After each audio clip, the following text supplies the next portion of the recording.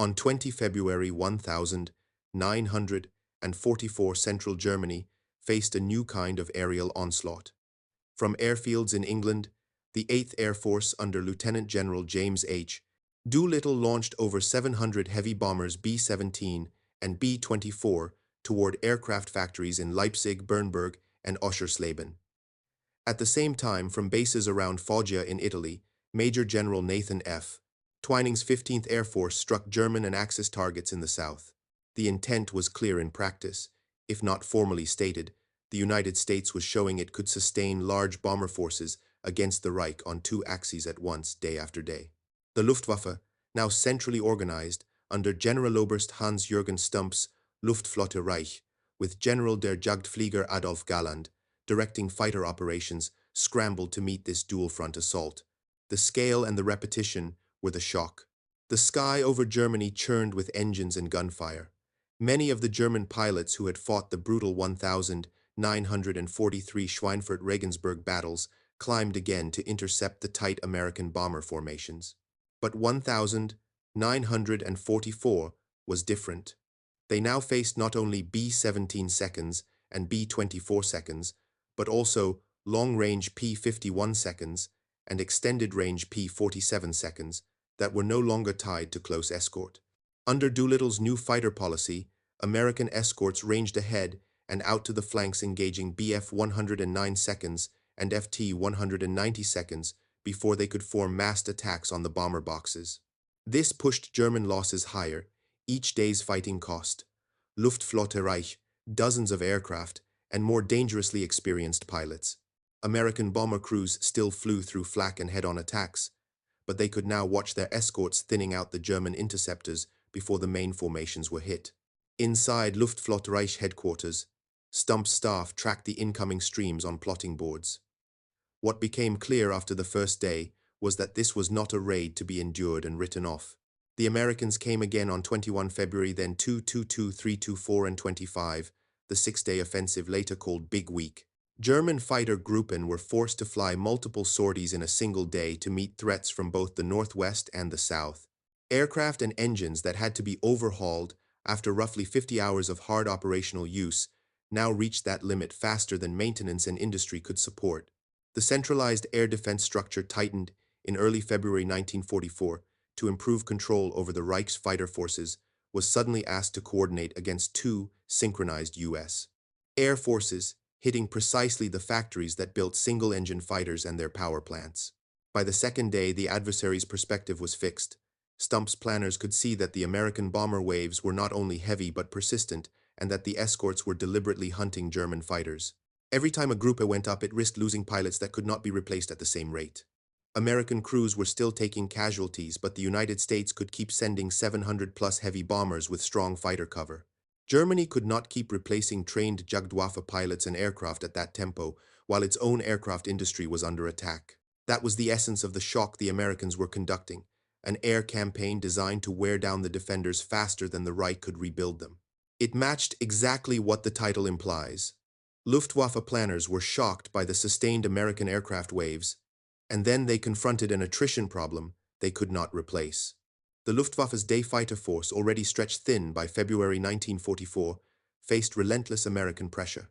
Each day from 20 to 25 February, the 8th Air Force in England and the 15th Air Force in Italy sent large, heavy bomber forces, often 700 or more sorties in total, against aircraft and engine plants that were given, essential to Germany's air defense. This sustained sortie rate forced German fighter units to launch repeated large-scale interceptions, and every one of those missions cost aircraft and trained aircrew. Luftflotte Reich, under Generaloberst Hans-Jürgen Stumpf, scrambled to meet both northern and southern threats, while General der Jagdflieger Adolf Galland drove his Jagdgeschwader to fly at the maximum tempo. The air war over Germany turned into a battle of attrition in which American numbers and long-range escorts began to tilt the balance. German pilots climbed in BF-109 seconds and FW-190 seconds to attack tight American bomber boxes that were now shielded by P-51 seconds and long-range P-47 seconds, allowed to range ahead and to the flanks. These escorts, no longer tied to close cover, intercepted German fighters before they could mass raising German losses over the 6 days of fighting. A significant number of German fighters were destroyed or badly damaged, and among the casualties were experienced pilots the Luftwaffe could not quickly replace. Ground crews worked through the nights to return battle-damaged aircraft to service, all while knowing that the very factories producing fighters and engines were under American bombs. Fighter airframes and engines that needed heavy maintenance after intensive operations reached those limits faster than depots and industry could support. The Americans, who also lost over 200 heavy bombers and several dozen fighters during the week, could absorb those losses through their training system and industrial output. Galland and his senior fighter leaders watched their units erode. Replacement pilots arrived, but many lacked the combat experience needed to break into American formations under escort. The combination of dense bomber formations and escort fighters operating up to high altitudes over Germany frustrated attempts to inflict decisive damage in a single day. From the plotting rooms inside Luftwaffe Reich, the picture was unmistakable. Heavy bomber streams, and their escorts were coming from two directions on consecutive days without the pause that German planners had expected. The air defense system, only fully centralized weeks earlier, struggled to divide its strength and still maintain effectiveness. This was the turning point from the German side.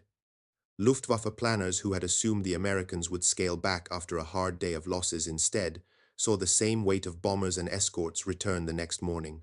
For American crews, the missions were still costly and exposed with flak and determined German attacks, but the United States could keep flying at that pace. The Luftwaffe, fighting over its own territory, could not replace veteran pilots, damaged fighters, and bombed-out industry at the same rate it was losing them. That outcome matches the title. Luftwaffe planners were shocked first by the sheer repeated waves of American aircraft, and then by the realization that the resulting attrition was something Germany could not replace. By 23 February 1944, the Luftwaffe's day fighter force faced a grim reality. The American 8th Air Force in England and the 15th Air Force in Italy were sustaining large 700-plus heavy bomber sorties across several days, striking aircraft and engine plants at Leipzig, Bernburg, Oschersleben, other targets tied directly to Germany's fighter output. This tempo forced Generaloberst Hans-Jürgen Stumpf's Luftwaffe Reich to commit every available Jagdwaffe unit to interception. General der Jagdflieger Adolf Galland, watching the daily reports, saw veteran pilots disappear and fighter units take losses that could not be made good at the same pace. In the same week, the United States lost over 200 heavy bombers and several dozen escort fighters, but American production lines and training schools could replace them faster than Germany could replace its own fighters and experienced aircrew. The skies over Germany became a cauldron of violence. B-17 seconds and B-24 seconds flew in tight defensive boxes thick with 50 caliber guns, while long-range P-51 seconds and extended-range P-47 seconds now had the freedom to range ahead and above to hunt German interceptors before they reached the bombers. Luftwaffe pilots in Bf 109 seconds and Fu 190 seconds tried to break through, but every attempt met escorts that cut into their formations and raised attrition. Ground crews worked through the night to turn around battle-damaged aircraft, but spare parts and new engines were coming from factories that were themselves under American attack. The centralized Reich air defense system, only weeks old, was now being asked to split fighters between northern and southern approaches day after day, and the American losses did not produce the pause German planners had expected. German assumptions had been shaped by the 1943 Schweinfurt-Regensburg experience. That concentrated, well-timed fighter attacks could make deep American penetrations too costly. Big Week broke that assumption. Luftwaffe planners saw that even after a day of heavy losses, American bomber and escort strength returned the next morning from two directions. That meant the real constraint was not tactics, but replacement capacity. Veteran German pilots essential for leading intercepts were being lost faster than training could produce. Combat-ready replacements, and at the same time, American bombs were hitting the very factories that built single-engine fighters and their engines. The 6 days of operation argument from 20 to 25 February 1944 marked the moment when Germany's air defense understood that the air war over the Reich had changed in character.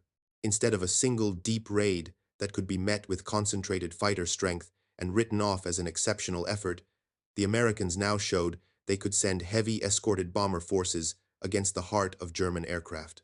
Production on consecutive days and from two directions at once. From England, the 8th Air Force launched large formations of B-17 seconds and B-24 seconds. From Italy, the 15th Air Force rose from the Foggia fields and pushed up toward central and southern German targets.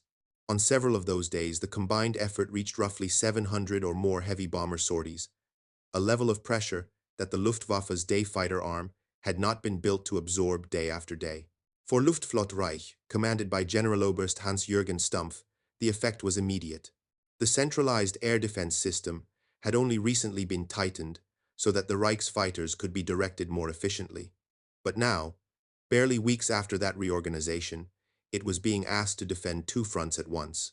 One, from the northwest, one, from the south, against attacks that specifically targeted aircraft and engine plants. Each time the plotting boards in the operations rooms filled with American tracks, Stumpf's staff had to commit multiple Jagdgeschwader to intercept. General der Jagdflieger Adolf Galland, responsible for the fighter arm as a whole, could read the day's loss reports and see a pattern that was worse than 1,943. Not just aircraft lost or damaged, but experienced leaders' formation, commanders and veteran pilots taken out of the line. Over the 6 days, German fighter units suffered several hundred aircraft rendered non-operational and a meaningful number of trained aircrew lost. In a force that had already been worn down by 1943 operations and by the constant need to defend the Reich, that level of attrition was serious. Across the front, the air battles showed why the losses were so hard to avoid. American bombers did not come alone. The B-17 seconds and B-24 seconds flew in tight defensive boxes bristling with 50 caliber guns, and above and around them now ranged long-range P-51 seconds and extended-range P-47 seconds. Under the new escort policy introduced at the start of 1944, these fighters were no longer chained tightly to the bomber formations. They were allowed to push out, climb, and hunt German interceptors before those interceptors could form up for their classic massed attacks. That meant Bf-109 and Fw-190 pilots who had been trained to hit the bombers in coordinated waves were instead being broken up piecemeal and dragged into fighter versus fighter combat at altitudes and distances deep over Germany. Every time that happened, the Luftwaffe risked losing exactly the people it could least afford to lose. Pilots who knew the routes, knew the formations, and could lead younger men through heavy defensive fire. On the ground, the strain was just as visible. The targets hit during Operation Argument were not random aircraft assembly, plants, engine works, and facilities tied directly to fighter output were on the lists.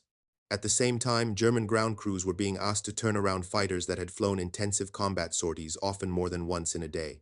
Airframes and engines subjected to this tempo needed thorough maintenance after relatively short periods of operational flying.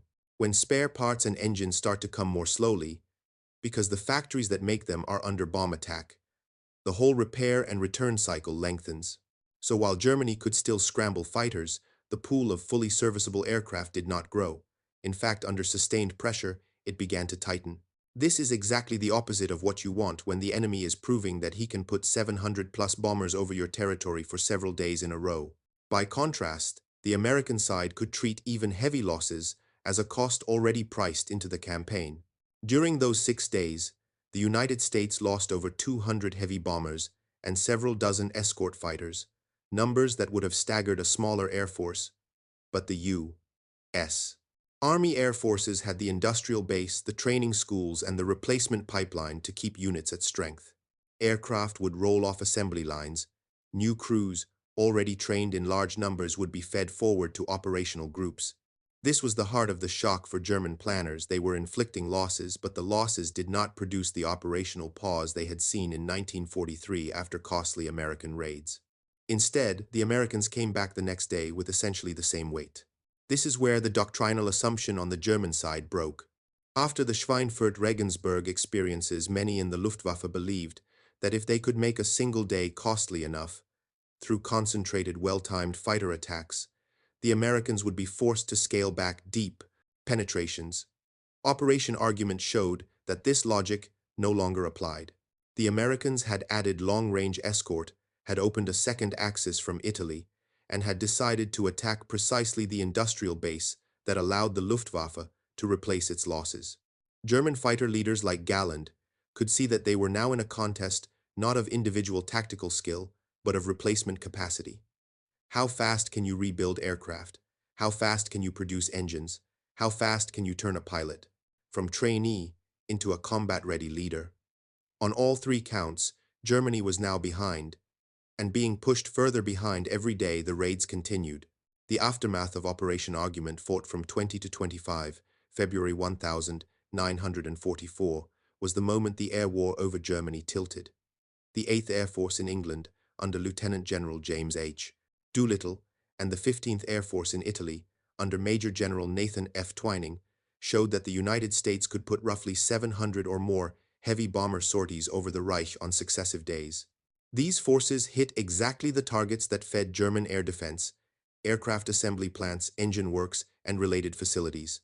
Luftflotte Reich, commanded by Generaloberst Hans-Jürgen Stumpf, had to commit its day fighter units again and again, and over those 6 days, German fighter formations suffered several hundred aircraft, rendered non-operational, and, more seriously, the loss of many experienced aircrew. General der Jagdflieger Adolf Galland could see the veteran core of his fighter arm thinning under pressure. The United States also paid heavily. Over 200 heavy bombers and several dozen escort fighters lost. But the American industrial and training system could replace that loss rate in a way Germany could not. Over Germany, the skies became a daily test of strength. B-17 seconds and B-24 seconds flew in tight, disciplined boxes thick with 50 caliber guns, while long-range P-51 seconds and extended-range P-47 seconds operated deep over German territory, now with the freedom to range ahead and above to hunt interceptors. German pilots in BF 109 seconds and few 190 seconds faced worse odds with each day of the campaign. The escorts were no longer tied rigidly to the bombers, so interception patterns that had worked in 1943 were broken up in 1,944. Every climb to meet the American streams risked losing not only aircraft, but a trained pilot. On the ground, maintenance teams worked through the night to return battle-worn fighters to service, but the parts and engines they needed came from factories the Americans had just bombed.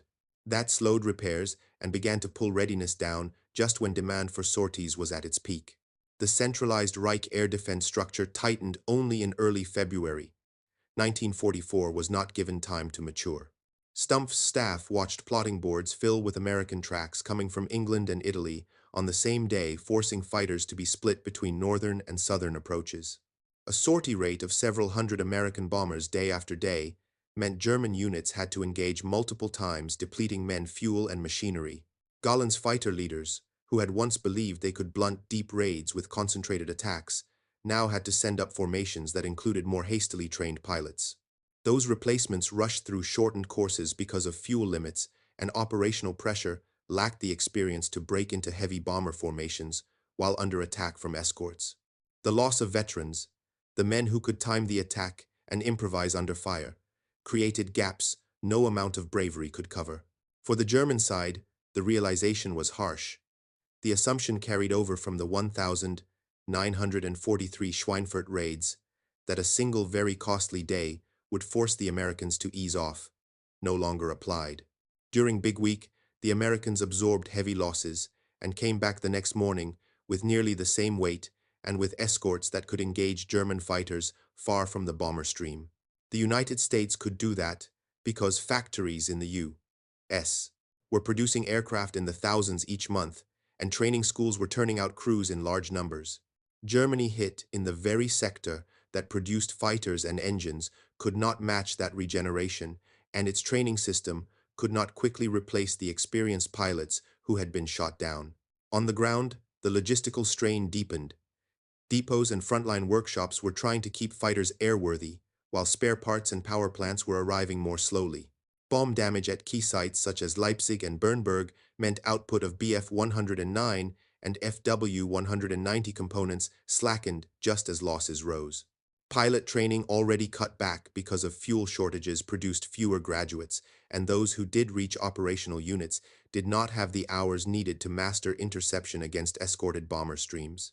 American crews, though still taking flak and facing determined German attacks, were now flying with growing confidence because their long-range escorts were dictating the terms of combat and forcing German fighters into defensive, reactive engagements.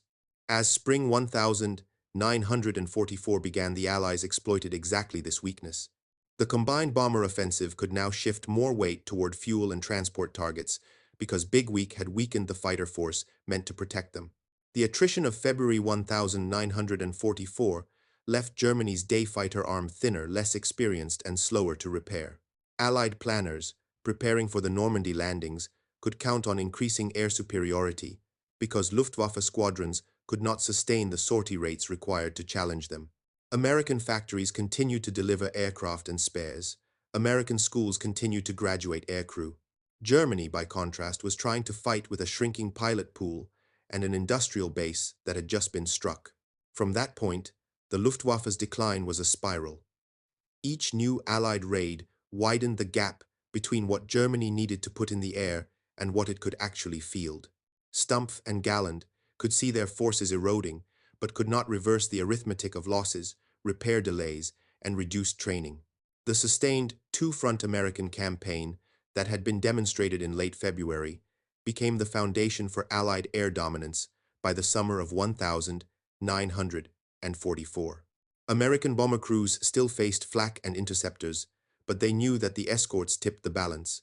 The depth of U.S. industry and training proved in Operation Argument left German air defense a diminished force. Exactly the outcome implied by the line. Luftwaffe planners were shocked by American aircraft waves and then by an attrition they could not replace. The aftermath of Operation Argument from 20 to 25 February 1944 was a clear turning point in the air war over Germany. The 8th Air Force in England under Lieutenant General James H. Doolittle and the 15th Air Force in Italy under Major General Nathan F.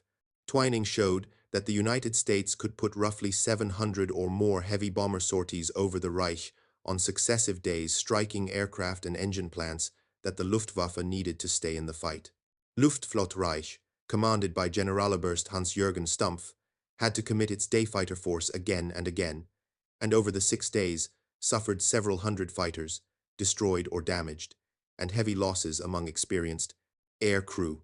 General der Jagdflieger Adolf Galland could see his veteran corps thinning, while the United States, although it lost over 200 heavy bombers and several dozen escort fighters, could replace those losses with an industrial and in-servization training system Germany could not match.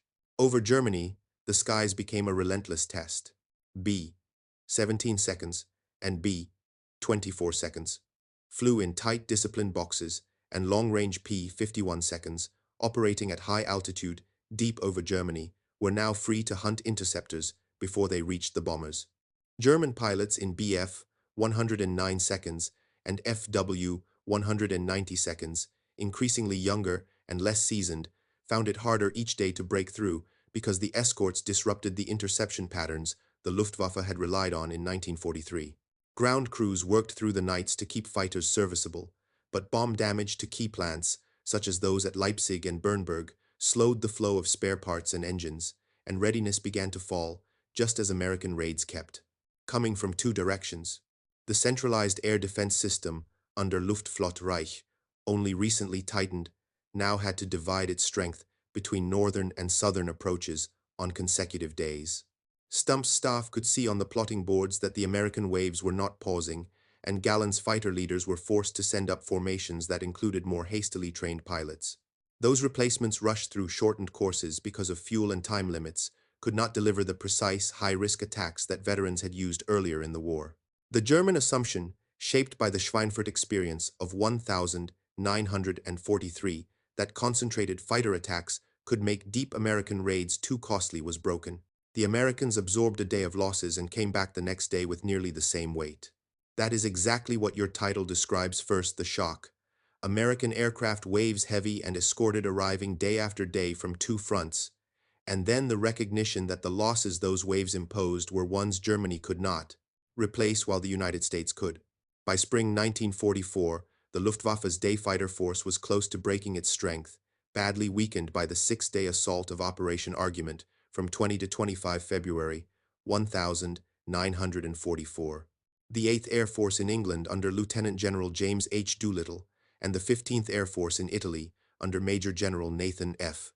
Twining had shown that the United States could put roughly 700 or more heavy bomber sorties over Germany on successive days and hit the very aircraft and engine plants the Luftwaffe needed.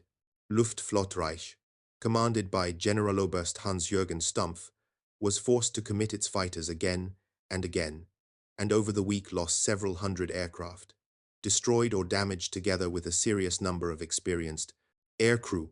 General der Jagdflieger Adolf Galland could see that the veteran corps of his Jagdwaffe was thinning faster than he could rebuild it. The United States, although it lost over 200 heavy bombers and several dozen fighters in the same period, could replace those losses through an industrial and training system Germany simply did not have. The skies over Germany were increasingly an Allied arena. B. 17 seconds and B. 24 seconds flew in tight, disciplined boxes, now covered by long-range P-51 seconds, operating deep over the Reich, at high altitude and free to hunt German interceptors. Luftwaffe pilots in BF 109 seconds and W 190 seconds, many of them newer and less fully trained than the men lost in 1943, early 1944, faced worse odds every day. Escorts that were no longer tied to the bomber's wing disrupted German interception plans and raised attrition among German fighter units. On the ground, maintenance crews worked through the nights to keep fighters serviceable, but bomb damage to plants around Leipzig, Bernburg, and other centers slowed the flow of engines and spare parts. Aircraft that needed deeper servicing began to wait longer, and unit readiness fell below what was needed, just as American raids kept coming from two fronts. The centralized defense under Luftflotte Reich, tightened only weeks earlier, could not fully absorb this tempo. Stumpf's staff saw raid plots from England and Italy appear on the same day, and had to split already weakened fighter forces between North and South. Galland and his leaders tried to squeeze more effect from fewer pilots. Head-on, attacks, tighter timing. But many of those tactics depended on experienced leaders, and those were exactly the men being lost.